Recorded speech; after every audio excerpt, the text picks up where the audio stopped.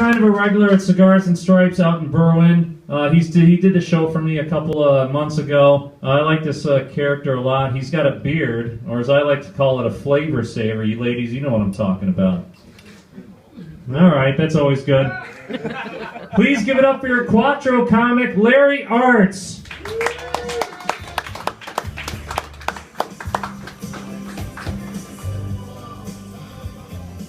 All right, before I start, I'm going to light this Our Lady of Guadalupe candle I bought. My Lady of Guadalupe.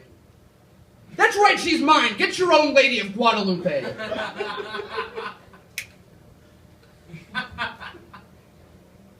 Unscented. So let's, how about office workers? Make some noise. Office workers, make some noise. Yeah. Yeah, how about retail workers? Make some noise, retail workers. Ooh, awesome. Just me? That's great. Fortune tellers, make some noise. No fortune tellers? That's surprising. It's surprising how many people in 2015 who believe in magic. That's surprising. It's surprising that there's none of you. You know how a lot of people say that it's a dirty job, but somebody's got to do it? For fortune tellers, it's more like it's a pointless job and nobody has to do that. Not a single person has to be a fortune teller. Nobody's lives are changed. If every fortune teller was gone, nobody's lives are changed. Nobody's lives are changed that they do exist. They're fortune tellers. They're not fortune wizards. They don't change anything. Even if magic existed, it would still be the same thing. Fortune tellers should really rebrand themselves. I think more people would believe, with how popular superheroes are now, I think more people would believe that they were mutants. I think that would be a much better way to go with that. They can actually call themselves the ex-fortune tellers. Spelled EX because they used to be fortune tellers, now they're mutants. I was walking down my block once, and it was a while ago, and these preteen girls kind of ran around the side of the house, and they kind of startled me, and I startled them, and they went, ah, and I went, ah, to juxtapose age and gender.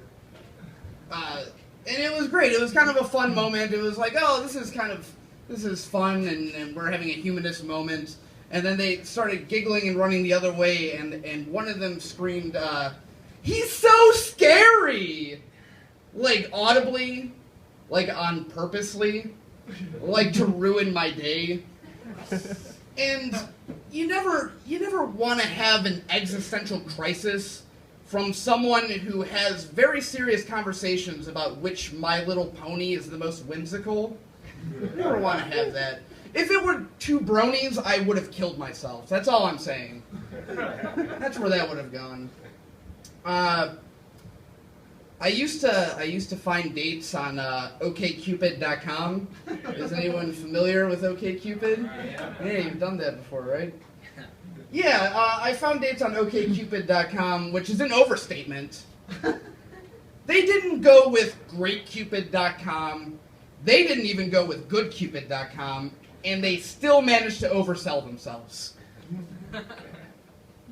It should be, not OkCupid.com would be a better name. Maybe BelowAverageCupid.com. Maybe, alright, let's cut the shit. There's a reason that you're dating online, and it's not because you're too nice. Cupid.com. A new pizza place opened up in my neighborhood. I live in Berwyn, and there's a new pizza place that opened up. It's called Waldo Cooney's. Where's Waldo Cooney's? It's in Berwyn. I just said that. And I know, I made an easy joke to a children's find-em-ups book, and that's fine. I can tell that your criticism, I spy your criticism. I spy it with my little eye, and you can't just point out my easy jokes with highlights. Yes, those are all children's find 'em ups. Thanks for noticing. That was really good. What else do I got? I'm going to do something really professional and check my notes. I know, John was doing it earlier, so it's cool. So, I woke up sober once. I woke up sober and I found a note on my desk, and it read, Dear Larry, I hid your car keys. Your first clue is in the backyard. Love, Blackout Larry. Now, I like to think that I'm smarter than my blackout self, but I'm also a lazy stoner, so I just went to the Ace Hardware and I got a new set made. And I felt like I accomplished something, so I celebrated by getting blackout drunk. And I woke up the next day with yet another note on my desk. This time it read, Dear Larry, I hid your car this time. Here's a hint, it's in a ravine, you've got a problem. Love, Blackout Larry. I'm gonna tell a story now. I'm gonna end with a story. I was walking around stoned and drunk from a bar on like a Tuesday night, which is what I do apparently.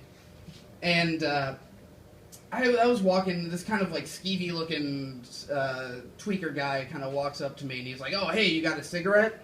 And at the time I wasn't smoking, so I said, "No, I don't have a cigarette." He was like, "Oh, that's cool. You got any weed?" And here's my first mistake. I said, "No, not on me."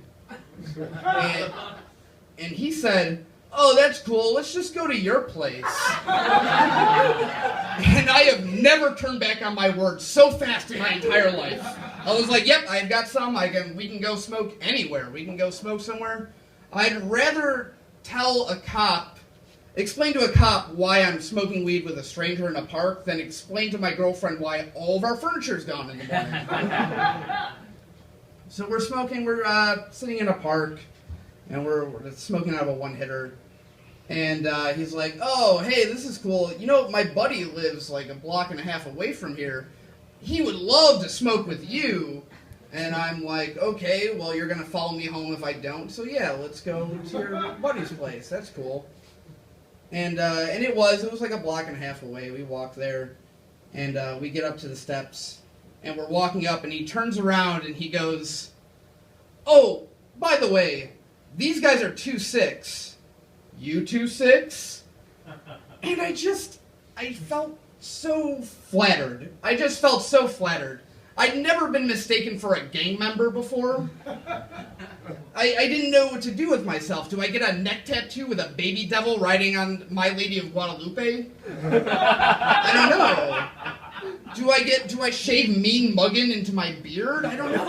It's so new to me. I've never done this. So he walks up the stairs, and he goes up to the door, and he knocks really hard on the window, like friends do. And there's 3 guys in the living room, I can see them through the window, and they all lift up their shirt a little bit, and kind of reaching for something. I'm assuming it was a gun, or maybe he wasn't as good a friend of theirs as he thought he was. I don't know. He wasn't super happy that we were there. And the scariest looking guy, he gets up, he gets out of the chair, and he comes to the door. And he's like, "Oh, this guy, he's a friend of mine. He's going to smoke us out." I'm like, "Oh, okay, yeah, we're friends now. That's cool." And I smoke him out, and he's giving me the death glare the entire time. He's staring me down, and I'm terrified, and it's the worst moment of my life. And it's finally over, and it's like, good, he had his fill. I'm going to go. And I'm like, "Have a good night." And I went to go leave, and he stops me. He goes, Hey! 2'6" got your back." Which is the best case scenario ending in that situation that I got myself into. Yeah, that's the best way that could have ended. But what I want to know is, how did they even enforce something like that? What, like I'm going to be walking around and some guy's going to pull out a gun and be like, oh, give me your wallet. And I'm going to go, oh, save me, swag man. And like a black Cadillac's going to pull up and a Cape Crusader jumps out and he goes, it is I, Holmes. Swag man, 2'6" superhero. And he's under my protection. And he's going to give me his wallet. Just can't win. Alright, I'm going to... Guys, this is, you know what, it's, this is bullshit, guys. I can't do this anymore. I can't. You know what, I'm gonna give up. I give up comedy on stage tonight. I quit. I'm done. Don't try to stop me, John. I know you're trying to. You're trying really hard to stop me, and it's good. But I'm done. I'm not gonna do it anymore. I've always been a much bigger fan of spoken word and poetry. So I'm gonna end my show tonight with a poem that I wrote from my father's point of view, and it's called Dearest Son. It goes something like this.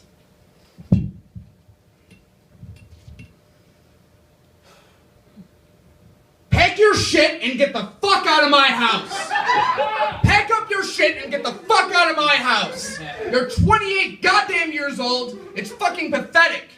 You're pathetic! Pack up your shit and get the fuck out of my house. Oh, and when you're done embarrassing yourself at that Double Door show, we need toilet paper. Could you pick some up? That'd be great. Thank you. We've been Vertical Horizon. Good night!